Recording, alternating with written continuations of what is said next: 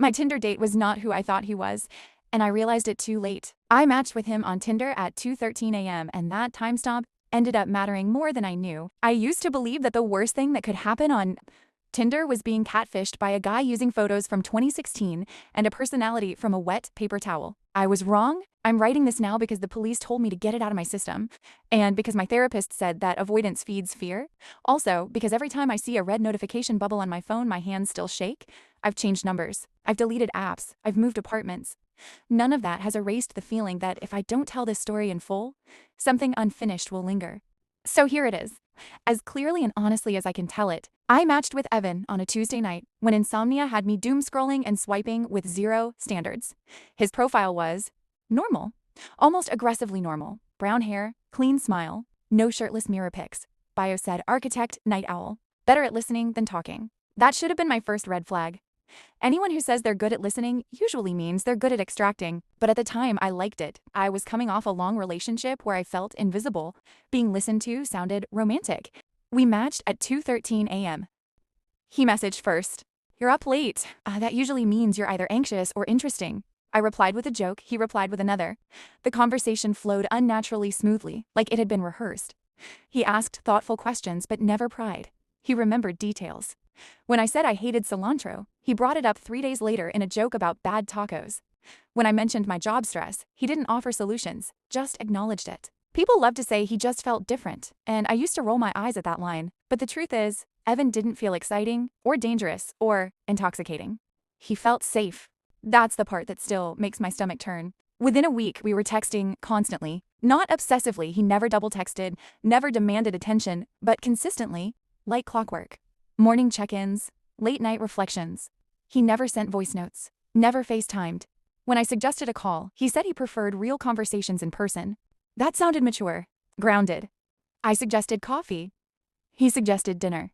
We met on a Friday night at a small Italian place downtown, the kind with dim lighting and cloth napkins that make you feel like an adult, even if your bank account says otherwise. I arrived early, nervous in that way you get before a first date where expectations are cautiously high. I noticed him immediately. He looked exactly like his photos. Same face, same smile, same posture. If anything, it was better looking in person, but not in a way that felt intimidating. He stood when he saw me, smiled warmly, and said my name like it meant something to him. "Hey," he said. "I'm glad it's you." I remembered thinking that was an odd phrase. Glad it's you. Not nice to meet you. Not you. Look great. Just relief. Dinner was easy. Too easy. He never interrupted me. Never checked his phone. When I laughed, he watched my face like he was memorizing it. He ordered for himself without asking for recommendations, but asked me what I wanted, and genuinely listened. When the waiter messed up my order, Evan didn't complain, but after the waiter left, he leaned in and said quietly, "People don't realize how often they get away with small mistakes." I laughed, assuming it was a philosophical comment. He smiled, but it didn't reach his eyes. At the end of the night, he walked me to my car. He didn't try to kiss me, didn't push, just hugged me briefly and said, "Text me when you're home so I know you're safe." Another green flag, right? That night, I told my best friend that I'd finally matched with a decent guy. By the third date, Evan knew more about me than some of my closest friends. He knew my routines, my favorite routes home, the barista who always misspelled my name. He framed it as attentiveness. I framed it as intimacy. When I asked about him, though, the answers were always vague. His childhood was fine. His parents were around. His last relationship ended quietly. No ex-drama, no trauma dumping, no emotional mess. At the time, I thought he was just private. Now I understand he was careful. The first time something felt off was small, almost embarrassing to admit. We were walking through a park after dinner when a woman jogged past us. Evan turned his head and watched her until she disappeared down the path. Not in a leering way, not in a flirty way, in a calculating way. I joked, "Wow, should I be jealous?" He blinked like he'd forgotten I was there, then smiled. "No," he said, "I was just thinking how easy it would be to lose someone in a crowd like this." I stopped walking. "That's a weird thought." He shrugged. "I think about systems, movement, architecture stuff." That explanation slid into place too neatly. Later that night, while lying in bed, I tried to recall details about him. His birthday, his middle name, where exactly he grew up, and realized how little concrete information I had. I texted him jokingly, "You're like a mystery novel with no back cover." He replied a few minutes later, "Mysteries are only dangerous when you stop asking questions." That should have been the moment I pulled back. Instead, I leaned in. Over the next month, we grew closer. He started staying over. He never slept deeply, always on his back, hands folded loosely on his chest. When I asked why, he said, "Habit." He cooked elaborate meals but never ate much himself. He cleaned obsessively after. No fingerprints, no crumbs, no mess. Once, I woke up in the middle of the night and found him sitting at the edge of the bed, fully dressed, staring at his phone. I asked if everything was okay. He smiled and said, "Just checking the time." I glanced at the clock, 2:13 a.m. The same time we'd matched? Something cold settled in my chest, but I didn't say anything because humans are very good at convincing themselves that discomfort is imagination. The real turning point didn't come with blood or screaming or danger. It came with a missing person flyer. I saw it taped to a lamppost on my walk to work. A woman in her late 20s, dark hair, familiar smile. She looked like someone I'd seen before. I stood there longer than necessary, staring at the photo, trying to place where I recognized her from. Then it hit me. She'd been in one of Evan's stories. She matched with me once, he'd said casually weeks earlier. Nice girl. We never met. The flyer said she'd last been seen 3 weeks ago. The same week, Evan and I became exclusive. My phone buzzed in my hand. A text from Evan. Busy day today. Don't wait up. That was the first time I felt real fear. Not panic, not hysteria. Fear sharpened into clarity. I took a photo of the flyer, and for the first time since matching with him, I didn't reply right away. I didn't know then how late I already was, but I was about to find out. I didn't reply to Evan that night. I stared at that flyer for hours instead. Her face haunted me, the same age as me, same dark hair, same bright smile. I kept flipping through our recent conversations, trying to remember if he had ever mentioned her. The realization that he had, casually, weeks ago, made my stomach knot. For the next few days, I tried to act normal. I met him for coffee, went on our usual walks, laughed at his jokes. But something had shifted. I noticed details I hadn't before, tiny things that didn't add up, that seemed off in ways I couldn't yet name. Like the way he always seemed to know where I was without me telling him. Not in a vague "I hope you're okay" way, in an exact, precise way. He'd text when I left work, when I got home, when I went out for errands, always right on schedule. At first, I thought it was coincidence. Then patterns emerged. It wasn't coincidence. Then came the small invasions. Little things that seemed harmless at first. My favorite coffee mug was always at the same spot on the counter, even when I thought I'd moved it. My shoes were perfectly aligned at the door, even when I was sure I had kicked them aside. Once, I woke up to find a scarf I'd mentioned liking a week earlier draped neatly over my chair. It wasn't gifts or attentiveness anymore. It was control. I started noticing it in the way he spoke, too. Casual observations, seemingly innocent. "You left your keys on the table? The window was open a crack. I saw you walk past that bakery this morning." Each one, a small breadcrumb. Each one, proof he was watching. I tried to convince myself I was overreacting. He was just attentive, right? Thoughtful? Caring? But the nagging unease wouldn't leave me alone. Then came the night drives. He suggested them casually at first. "I know a spot where you can see the skyline like neon." I agreed, thinking it was romantic, but he didn't take the main roads. He turned down long, winding streets, away from lights, away from anyone else. At first I thought maybe he was just showing off some secret route, but the silence in the car was too deliberate, too heavy. Every glance he cast to the rearview mirror felt like more than caution. It felt like he was scanning, analyzing, tracking. At a lookout point with the city below us, he stayed unusually close behind me. Not touching, but close enough that I could feel his presence press against mine. His voice was quiet, calm.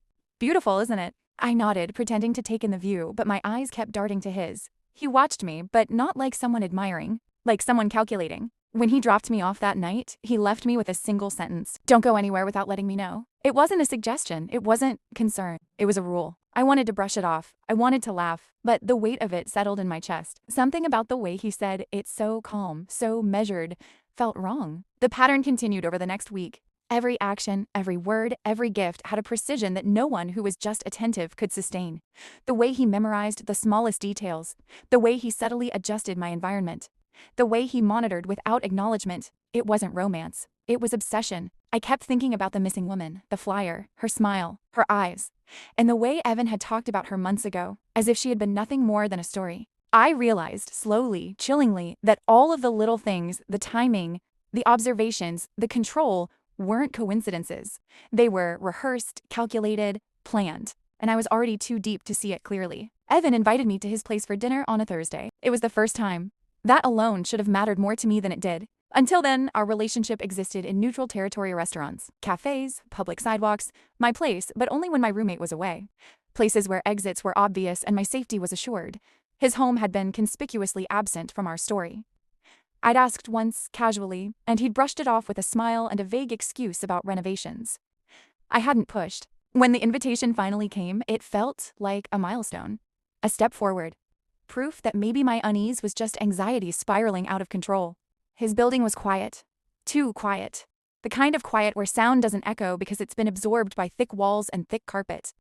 He opened the door before I knocked, as if he'd been waiting right behind it. "Come in," he said. "I've been looking forward to this." His apartment was immaculate. Not clean for guests immaculate, not tidied up quickly immaculate. It looked untouched, like no one had ever lived there long enough to make a mess. The couch cushions were perfectly aligned. The coffee table was bare, no mail, no shoes by the door, no signs of interruption. It smelled faintly of cleaning solution and something metallic underneath. "I hope you're hungry," he said, taking my coat. I tried something new. Dinner was already plated when we sat down. Everything was arranged with surgical precision, portions identical. Garnish placed exactly the same on both plates. I noticed he watched me more than he ate. Halfway through the meal, he said casually, "You know, most people don't realize how vulnerable they are when they eat." I laughed reflexively and took another bite. Then I choked.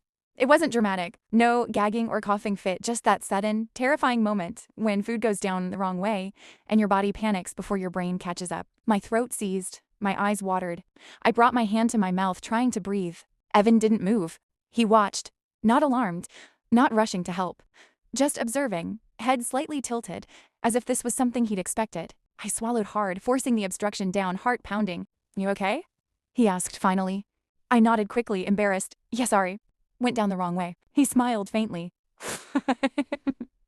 That happens. People forget how easy it is to lose control for a moment. The phrasing unsettled me. Not enough to confront him, but enough that my appetite vanished. My throat felt tight. I reached for my water, hands trembling slightly. "Bathroom's down the hall," he said when I asked about it. "Second door on the left." I needed a moment. I needed space. The guest bathroom was as spotless as the rest of the apartment. White tiles, no clutter, no personal items. A hotel bathroom pretending to be a home. I leaned over the sink, rinsed my mouth, splashed water on my face. My reflection stared back at me, pale-eyed and shaken. And then, without fully knowing why, I lifted my hand and pressed my finger against the mirror. It wasn't paranoia, it wasn't fear. It was instinct. Weeks earlier, during one of my late-night spirals, I'd read about checking mirrors, how a real mirror reflects your finger touching the glass, while a two-way mirror leaves a gap. I hadn't thought about it since. I didn't expect anything. My fingertip met glass. There was a gap indeed, but my eyes could only catch my own reflection. I exhaled, a quiet, shaky breath.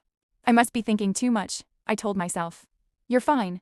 You're inventing danger where there is none." I couldn't see anything beyond my own reflection in the mirror, but that didn't mean nothing was there. Two-way mirrors don't betray themselves from the wrong side. The thought crept in slowly like a chill seeping under a door. If this was a two-way mirror, I wouldn't be able to see through it. But someone else could. My pulse thudded in my ears. I stood very still, staring at my reflection, suddenly aware of how exposed I was. The angle, the lighting, the way the mirror filled the wall. I moved slightly to the side. My reflection moved with me. Nothing else. Still, the feeling didn't go away. I leaned closer, inspecting the edges. Perfectly sealed. No frame, no visible screws. The glass sat flush against the wall in a way that felt intentional. I told myself to stop, to breathe, to not spiral. Evan was in the apartment. I'd seen him walk toward the living room. I could hear faint movement, maybe the clink of a glass. Which meant, if someone was behind this mirror, it wasn't him. The realization hit like ice water. There was no sound, no movement. No proof, just the understanding that if someone were there, they wouldn't need to move. They wouldn't need to make noise. They'd already be watching. I stepped back, heart racing, suddenly hyper-aware of my body, my breathing, my face, my hands. I felt foolish and terrified at the same time. I dried my hands quickly and opened the door. Evan was waiting just outside the hallway, leaning casually against the wall. "Everything all right?" he asked. I nodded. "Yeah, just needed a second." His gaze flicked past me, briefly, toward the bathroom, then back to my face. "Good," he said. "I was hoping you'd feel comfortable here." The word comfortable lodged in my chest like something sharp. I didn't say anything. I didn't know how. Because as I followed him back into the living room, one thought looped relentlessly in my mind. I couldn't see anything through that mirror, but that didn't mean I'd been alone. And if Evan wasn't on the other side, then whoever was, had been there the entire time. I told myself I wouldn't panic. That was the rule I set the moment I sat back down on his couch. Don't panic. Don't react. Don't give him anything to read. The apartment felt smaller now, like the walls had shifted while I was gone. The air felt heavier, charged with something I couldn't name.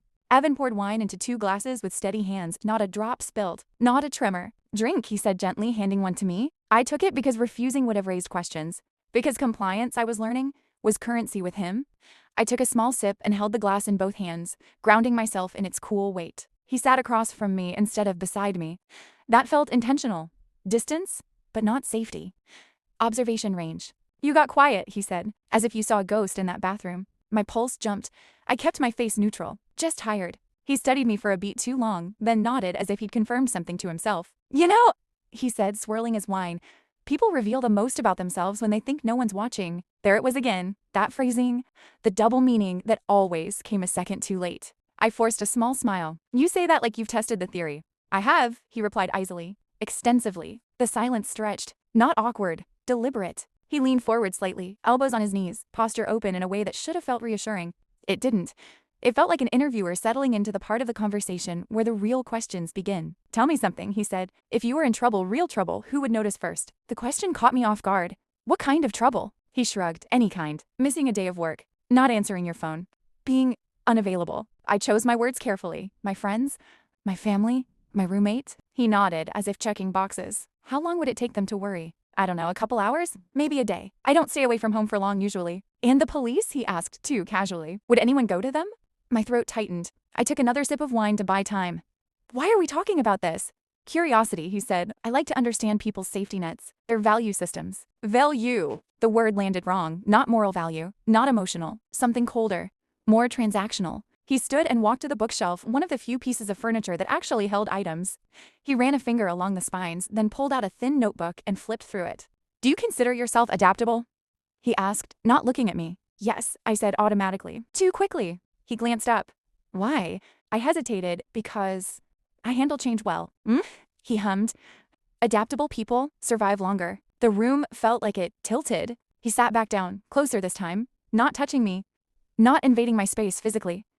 But his presence pressed in, heavy and unavoidable. You're observant, he continued. More than most. You observe patterns, details, that bathroom, for example. My breath caught before I could stop it. I don't know what you mean, I said. He smiled, not wide, not warm, assessing. I didn't say you noticed anything, he'd said. I said you're observant. I said nothing. Silence was safer now. He leaned back again, seeming satisfied. Then he did something that chilled me more than anything else that night. He changed tactics. You know, he said softer now, not everyone is. Worth the same effort. There it was.